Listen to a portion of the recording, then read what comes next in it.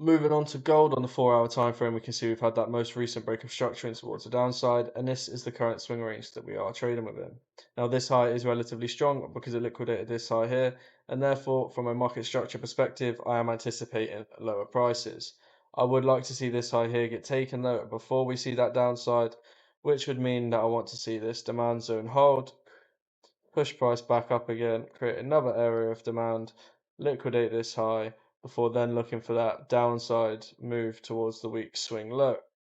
If we go down onto the 1-hour time frame, we can see the idea slightly more clear. We can see we've had that 1-hour break of structure in towards the downside, and this is the current swing range that we are trading within. Now, this 1-hour high is this 4-hour high, sorry, is the point of liquidity that I'd like to see before then that downside towards the week swing low. As you can see, this was the demand zone that was in control. Technically, we have broke it now, but it was the smallest break and close below. And then since we have seen some upside move, it is important to note though that this supply zone that is in control on the lower time frame should be relatively strong because it liquidated this high, and therefore we could just start to look to sell off down towards this liquidity pool here. Both options are valid. I'd like to see another breakdown and then look for a short from that supply zone, or I would like to see price come up, take out this high, then break that zone, and then look for a short from there down lower again.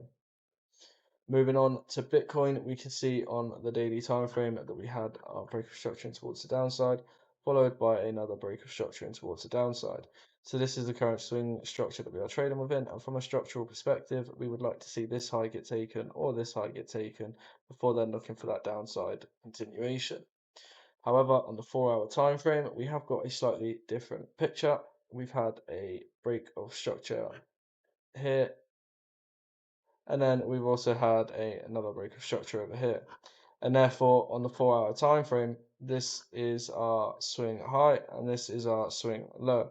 We have now liquidated a major point of liquidity within this overall impulse.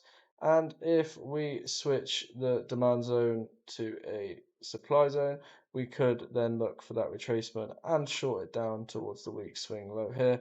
I'm not convinced that this is the low, and I want to see some points of liquidity taken and confirmation to enter that position. It does make sense though from on a daily perspective to see higher prices as we are trading after that break of structure.